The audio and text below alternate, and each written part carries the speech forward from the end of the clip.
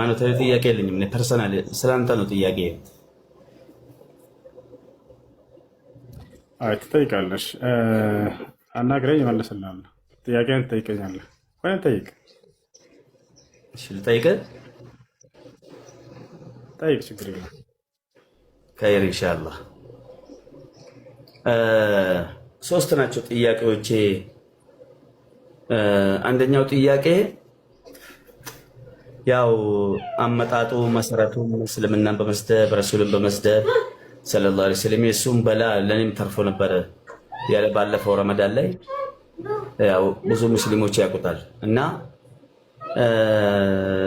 አላህን በመስደብ በቃ አቴንሽን ፈላጊ ለእስልምና ያለው ጥላቻ እጅግ በጣም ክፉ ከሆነ ጋር እንዳንተ አይነት እንደዚህ ተፍሲርን በትክክል የሚያውቅ ቃል አላህ ቃል ረሱል የሚያስተምር ሰው ሂዶ መቀመጡ ትክክል ነው ወይ ነው የመጀመሪያው ጥያቄ። ሁለተኛ ደግሞ ሂደህ ከሱ ጋር መወያየት ለእስልምና የሚያመጣው ጥቅም አለው ወይ? ከእስልምና አንግል ደግሞ የሚጠቅመው ጥቅም አለው ወይ? ሶስተኛ ደረጃ ደግሞ አንተ ሂደህ እዛ በመወያየትህ የመጨረሻው ጥያቄ ነው እንግዲህ ተሰምቶ የማይታወቁ ስድቦች እንደውም በፊት ረሱል ላይ ነበር፣ አሁን ወደ አላህም ሂደው እጅግር ያለው ሯጭ ጅኒ ምናምን በሚሉ ሰዓት እንደ አንድ ሙስሊም ያው እስኪ አንተ ምን ይሰማሃል? እናም ደግሞ እኛ እንደ ሙስሊም ደግሞ በጣም አንተ ላይ ቀልቤ በጣም የተሰበረው በጣም እና እስኪ ድንገት ለቀልቤ እረፍት የሚሆን ወይ ደግሞ ቀልቤ ሊጠግን የሚችል ለአንድ ሙስሊም ወንድምህ እስኪ አንተ ምን ትሰማለህ?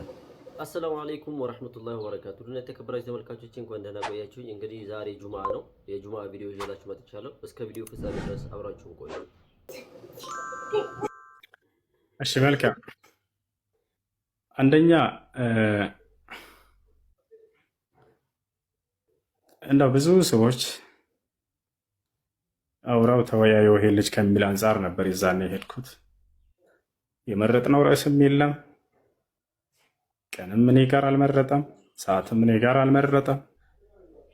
ግን ፕሮፋይል ተሰርቶ ተዟዟረ። ከዚያ በኋላ እሱ ደስ ባለው አርዕስት፣ እሱ ደስ ባለው ቀን፣ እሱ ደስ ባለው ሰዓት በዚያ ሰዓት ተገኘንለት።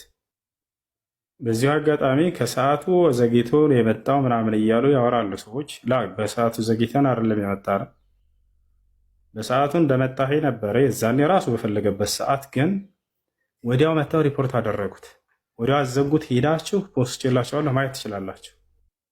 ከዚያ በኋላ ሌላ ሰው ነው መጥቶ እንደገና ያስከፈተው። ከዛ በሌላ አካውንት መጥቼ እንዳውም አገኘሁላችሁ። ብዙ ጊዜ ክርስቲያኖች ከዚህ ልጅ ጋር አውራ ተወያይ ምናምን ስለሚሉ እንደው የተለየ በእስልምና ላይ የሚያነሳው ነገር አወዛግቧቸው ኑሮ ስለነበር በእስልምና ላይ የሚያነሳቸው ጥያቄዎች መልስ ያገኙ ዘንድ ብለን በዚያ ቦታ ላይ ሄድንላቸው። በእርግጥ ልጁን እኔ እንደ አንድ ልጆች መጥተው እዚህ እንደሚጠይቁ ልጆች ከዛ የተሻለ አድርጌ አላየውም፣ እውነት ለመናገር ማለት ነው። ከተቻለ እንዳውም ስነስርዓት ያላቸው አባቶቻቸው መጥተው ቢወያዩ እንደ መምህር ዘበነ ምናምን ብለው የሚያከብሯቸው ወይም ሌላም ዲያቆን ሄኖክ ምናምን የሚባሉ ስርዓት ያላቸው እምነታቸውን በደንብ የሚያውቁ ሰዎች አሉ። እነዚያ ጋር አሁንም ቢሆን ራሱ በጣም ደስ ይለኛል። ህዝበ ክርስቲያኑን ወደ ኢስላም መጥራት ስላለብን የነቢያትን መንገድ ማስተማር ስላለብን አሁንም ቢሆን ያው እነዚህ መምህሮች ቢመጡ እዚህ ላይ ሶሻል ሚዲያ ካልናቸው ቢያወሩኝ በጣም ደስ ይለኛል። በስነ ስርዓት አወራቸዋለሁ። እነዚያ ጋር ብናወራ ደስ ይለኛል። ግን የዛኔ ስለሆነው ነገር እንቀጥላል። ከዛ ሄድን። ርዕስት ራሱ የመረጠን አዘጋጀዋልና በዚያ ላይ ገባንለት። ከዚያ በኋላ ያወራነውን አወራን። በዚያ ቦታ ላይ አምላክ ማን ነው የሚለው ነበር አርዕስቱ። እውነተኛውን አምላክ ደግሞ ለሰዎች ማሳወቅ አለብን በሚለው እርሱም የመሰለውን እውነተኛ አምላክ ነው ብሎ እንደ ክርስቲያንነቱ ያንን ሊሰብክ መጣ። በዚያ ልዋይ እኔም ደግሞ አምላክ ማን ነው የሚለውን አላህ ነው የሚለውን እንደ እምነት ያንን ልናወራ መጣ። ከዚያ በኋላ የመጀመሪያ 5 ደቂቃ ነበር። እርሱ ያንን ያዘና አምላክህ ማን ነው የሚለውን ማን ነው በነቢያት የተሰበከ አምላክ ነው አርዕስቱ። ማን ነው አምላክህ ከሚለው ጀምርና አምላክህን ነቢያቶች ቀድመው የነበሩ ነቢያቶች እንደሰበኩት አስረዳ ተባለ። አምላኬ ያህዌ ነው አለ። ሰምታችሁት ከሆነ ክርስቲያኖች ያህዌ ነው አምላኬ አለ። በጣም ጥሩ። እንግዲህ አሁንስ ያህዌ አምላኩ መሆኑ ስበክ ተባለ። አላህ ሰይጣን ነው በማለት ጀመረ። ልጁ ተው፣ ስነ ስርዓት ያዝ። እንደሱ የሚል ቁርአንም ሐዲስም ላይ የለም። እንደው ከቁርአኑ ላይ ከሐዲሱ ላይ ያገኘሁት ፍቺ ነው እንኳ ካልክ እንደሱ ብሎ የፈታ አንድ ሊቅ ልታመጣ ትችላለህ? አትችልም አልኩት። ሊያመጣም አልቻለም። ግን ልጁ ተሳዳቢ ነው የምንላቸው ለዚህ ነው። ስድብ ብሎ ማለት በቁርአን ላይ ወይንም በሐዲስ ላይ የሌለ በአምላክ ላይ የሚቀጠፍ ቅጥፈት ማለት ነው። እሺ እኔም ለምሳሌ መጽሐፍ ቅዱስ ላይ መጥቼ መጽሐፉ ላይ ብሉይ ኪዳንም አዲስ ኪዳንም ላይ የሌለ ነገር ከራሴ አምጥቼ ብናገር ያ ስድብ ይባላል። ሰይጣን ነው ብሎ ይፈታልህ አንድ ሊቅ ልታመጣ ትችላለህ? እሺ ከሊቃውንቶች በቁርአን በሐዲሱ ላይ የለም። እሺ ከዚያ ልታመጣ ትችላለህ? ሊያመጣ አልቻለም። ከዚያ ጀመረ። አረስቱ ማነው አምላክ ሆኖ ሳለ ልክ እንዲሁ ሚጢጥየው አይሻ ማለትም ጀመረ። ተው እንደሱም አትበል ብዬ አስቆምኩት። ታስታውስ ከሆነ እንደሱ የሚል ልታመጣ ትችላለህ? አትችልም አሁንም አልኩት። በፍጹም አልቻለም። ይሄን ነው ከዚህ በፊትም ስናገር የነበረው። ልጁ በራሱ እየተፈላሰፈ በቁርአንና በሐዲስ ላይ የራሱን ግምት ነው ሲናገር የነበረላቸው። ያንንም አሳያቸው የዛኔ። ከዚያ መካከል ይሄ ሁለቱ እኪስ ሰይጣን ነው ብሎ ይፈታልህ አንድ ሊቅ አምጣ፣ ሊያመጣ አልቻለም። አይሻ ሚጢጥዬ ነች የሚል አምጣልን፣ በፍጹም ይሄንንም ሊያመጣ አልቻለም። እንቀጥላለን። ከዚያ በኋላ እንዳጠቃላይ አረስቱ ማን ነው አምላክ የሚለው ነበር። ያህዌ ነው አምላኬ ብሎ ልጁ ተናግሮ ነበር። ያህዌ ነው አምላኬ ካልክ ያ የነቢያቶችን አምላክ ከሆነ አንተ የምታምነው በአዲስ ኪዳን በመጽሐፍህ ላይ ኢየሱስ አምላክ ነው ብለው የሰበኩበትን አንድ ጥቅስ አምጣና አምላክህ ያህዌ መሆኑን አረጋግጥ አልኩት። በሙሉ ውይይቱ ላይ ሄዳችሁ ማየት ትችላላችሁ ክርስቲያኖች። አንዲት ቦታ ላይ እንኳን ያህዌ አምላክ እንደሆነ ብሎ አዲስ ኪዳን ላይ የጠቀሰው ጥቅስ የለም፣ ያመጣው የለም። እዚህ ጋር ነው ያለቀው ጉዳዩ። ምክንያቱም አረስቱ ምን ነበር? የነቢያት አምላክ ማን ነው የሚል ነበር። ያን አምላክ ተናገር ካረላ በማስረጃ አስደግፈህ መናገር አለበት። የትኛውም የቪዲዮ ደቂቃ ላይ ሄዳችሁ ቆርጣችሁ እንዳው ፖስቶ ታህራያ ይዛችሁ ያህዌ አምላክህ እንደሆነ ኢየሱስና ሐዋርያቶች አዲስ ኪዳን ላይ የሰበኩበትን ያን የነቢያት አምላክ ያህዌን የሰበኩበትን አንድ አምጣ ብዬው ሊያመጣ አልቻለም። እኔ እስከተባለ እኔ አላህ ነው አምላክ ያልኩኝ፣ ለምሳሌ አምላክ አላህ ነው አልኩኝና ነቢያቶች ሁሉ እነ አብርሃም፣ እነ ኢስሐቅ፣ እነ ያዕቆብ፣ እነ ዮሴፍ፣ እነ ሙሴ ኢየሱስ ሳይቀር አላህን የሰበከበትን ሁሉ እንዳለ በዚያ በቪዲዮ ላይ ተናገርኩኝ። ከዚያ በዚያ ላይ ሀሳብ ሰጠ። ምን አለ? አላህ የሚለውን እኮ የአምላክ ስም የሚያውቁት አረብ ሀገር ያሉ ሙስሊሞች ብቻ ናቸው፣ የአረብ ሙስሊሞች ናቸው አለ። ለዚህም መልስ ሰጠሁት። አይ አይደለም፣ በገዛ መጽሐፍህ ላይ በመጽሐፍ ቅዱስ ላይ በአረብ ሀገር ያሉ ክርስቲያንና ይሁዲዎች አምላካቸውን አላህ ብለው ነው የሚጠሩት። ያውና ለናሙናነት ያክል ሁለት ላሳይህ ከብሉይ ኪዳንና ከአዲስ ኪዳን። ኦሪት ዘፍጥረት ምዕራፍ 1 ቁጥር 1 ብዬ በቪዲዮ እዛው ከፍቼ ሳሳየው ሄዳችሁ ቪዲዮን መመልከት ትችላላችሁ። ፊልበድኢ ኸለቀ ላሁ ሰማዋት ወልአርድ ይላል። አላህ በመጀመሪያ ሰማይና ምድርን ፈጠረ ይላል። ያው አልኩት። ልክ እንደ አዲስ ኪዳን ላይ መጣሁኝና የሐዋርያት ሥራ ምዕራፍ 2 ቁጥር 22 ላይ አውጥቻ ሳየሁት። እሱንም የአረበኛውን የክርስቲያኖችን መጽሐፍ ቅዱስ እዛ ላይ ምን ይላል?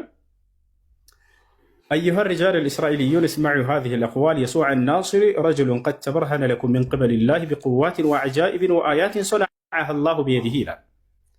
እግዚአ ማን አምላክ አላህ በእርሱ በኩል በኢየሱስ በኩል የሰራለት ድንቅ ተአምር አላህ እያለ ይገልጸዋል። የት ላይ? የአረበኛ መጽሐፍ ቅዱስ ላይ ያው። ስለዚህ የአረብ ሙስሊሞች ብቻ ሳይሆኑ የአረብ ክርስቲያንና ይሁዲዎች የትኛውም ዓለም ላይ ያሉ አላህ ብለው ነው አምላካቸውን የሚጠሩት። ያውና ብያሳየሁት በዚህ አለቀ።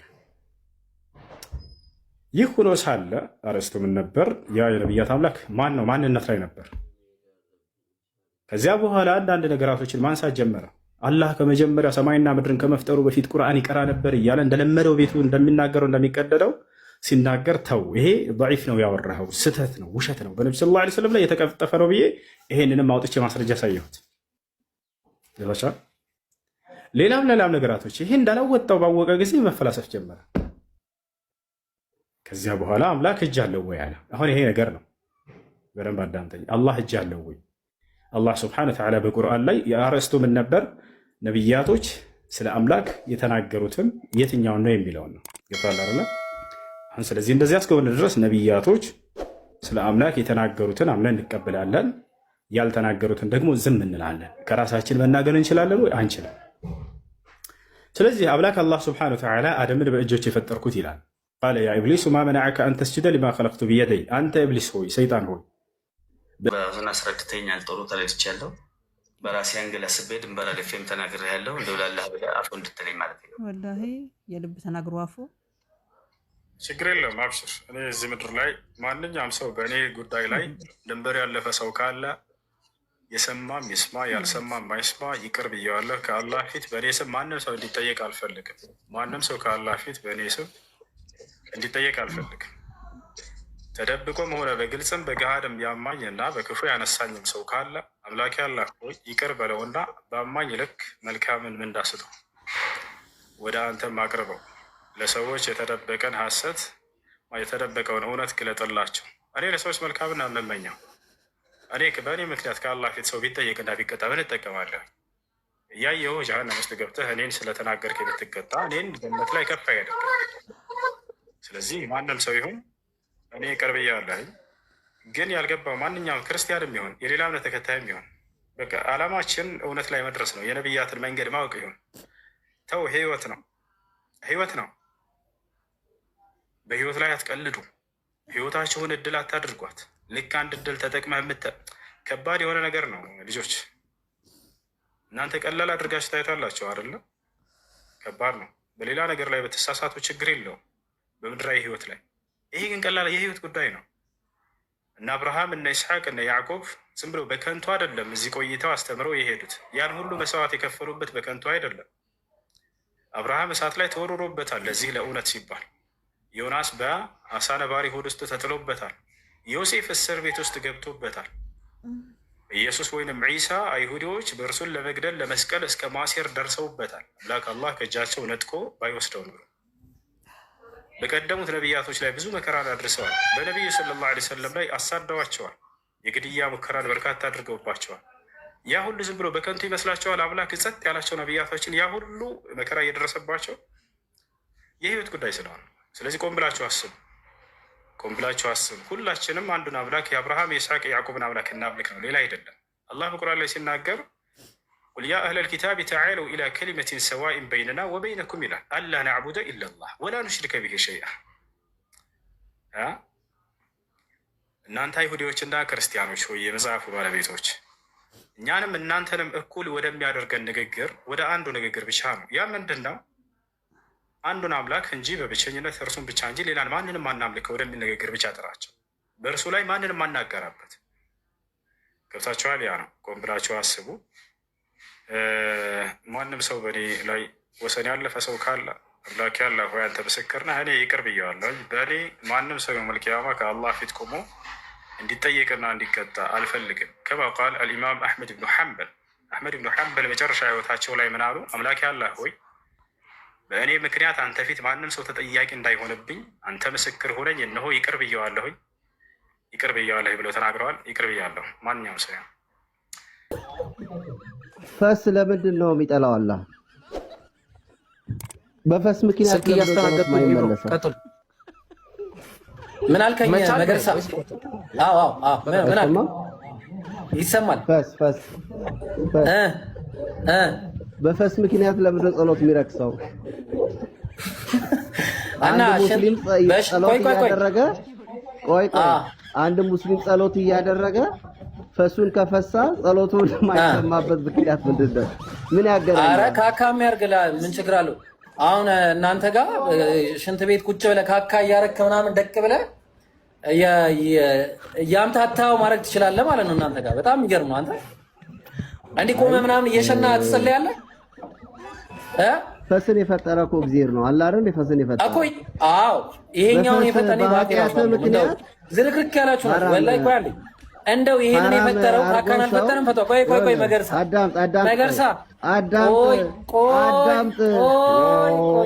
ቆይ አንዴ ሚዩት ማትሰማ ከሆነማ ይሄንን የፈጠረው ሽንትንና ካካንም ፈጥሯል። ስለዚህ ሽንትና ካካ እያርከፈከፍክ መጸለይ ትችላለህ ወይስ አትችልም? ያውልህ እኮ ፈስ መልስ ሊያመልጠው ይችላል። ፈስ ኖርማል እኮ ይጸዳዳላ። ብራዘር ይኸውልህ እስልምና ለምን ተዘዳዳችሁ ነው? ቆይ ለምን ተዘዳዳ እና ተግማምተን ኑሩ እንደናንተ ለምን ተዘዳዳ ነው? የጤና ጉዳይ እኮ ጤና መምህራን እና ለምን ተዘዳዳ ነው? ወይ ያገናኛል። አሁን በቃ እኮ ለምን ተዘዳዳችሁ ነው? ቆይ ለምን እሺ፣ እኛ ስንቱን እናስተምራችሁ? ሽንት ቤት ዋይ ዘመን አስተማር ነው። ቆይ አንዴ ሚዩት አርግ አይችልም ማለት ነው። ታመ ጸሎት ቆይ አንዴ ሚዩት አርግ አንዴ ቆይ አንዴ ሚዩት አርጉት። እሺ ኧረ ቆይ አንዴ ቆይ ደህና ጥያቄ ካለ ትጠይቃለህ። አንዴ እናንተ ጋር እንግዲህ ኧረ ቆይ ሚዩት እያደረጋችሁት አንዴ ሞዴሬተሮች፣ ይሄን ሰውዬ አንዴ በነገራችሁ ላይ ወይታችሁ ረድና ተመለሰ ትገባለህ። እሺ በነገራችሁ ላይ ክርስቲያኖች መረዳት ያለባችሁ አንድ ነገር አለ። እኛ ሽንት ቤት እንዴት እንደሚገባ አስተማርናችሁ። ተግባባ። ጨሌ ምናምን ታውቃላችሁ። ጨሌ ካካችሁ እንደዚህ ተንጠልጥሎ እንዳይሄድ እርዳታ አደረግንላችሁ። ሽንት ቤት ታጠቡ፣ የኪንታሮት በሽታ እንዳይዛችሁ። ተግባባን። እንደዚህ ደርቆ ተንጠልጥሎ የደረቀ ነገር ሆኖ እንዳትሄዱ ጽዳትን አስተማርናችሁ። ተግባባን። ሐኪም ቤት ብትሄዱ እንደ ሙስሊሞች ታጠቡ ነው የሚባለው። እንደ ሙስሊሞች ታጠቡ። ዮኒ ማኛ እንኳን ይኸው መሰከረ። ምን ብሎ ነው የተናገረው? ቀሪ ሂሳብ አለ በሶፍት ራሱ ቀሪ ሂሳብ አለ ብሎ ነው የተናገረው። እንደ እውነቱም ነው። ቀሪ ሂሳብ አለ። በውሃ ታጠቡ፣ መታጠብ ተማሩ፣ ንጽህናን ተማሩ። ንጽህናን ያስተማሪያን ጭራሽ ውለታ እኮ ነው ያልንልን። ስለዚህ አምላክ ፊት ስትቆም ይሄ በካካ የምታስወግደው ይሄ ይሸታል እኮ ይገማል እኮ ዱድ ስማያውጭ ይሸታል። የሚሸት ነገር ደግሞ አጸያፊ ነገር። እናት ፊት የማታረገውን አባት ፊት የማታረገው እንግዳ ፊት ባለስልጣን ፊት ቆመህ የማታረገውን ነገር አምላክ ፊት ቆመህ እንዴት ነው የምታረገው አንተ? ምን አይነት ርካሽ የሆነ ለአምላክ ምን አይነት ቦታ ነው ያለ? ምን አይነት ቦታ ነው ያለ? አምላክ ፊት እንዴ አምላክህን እየጸለይክ እየጠየቅ ሰውን ወጥ እንዴ ምን ሆነ ነው? ኧረ ብራዘር ተረጋጉ። ደና ጥያቄ ጠይቁ ስትመጡ። እሺ እራሳችሁ ላይ እንዲህ በባክፋየር የሚያደርግ ነገር አትጠይቁ።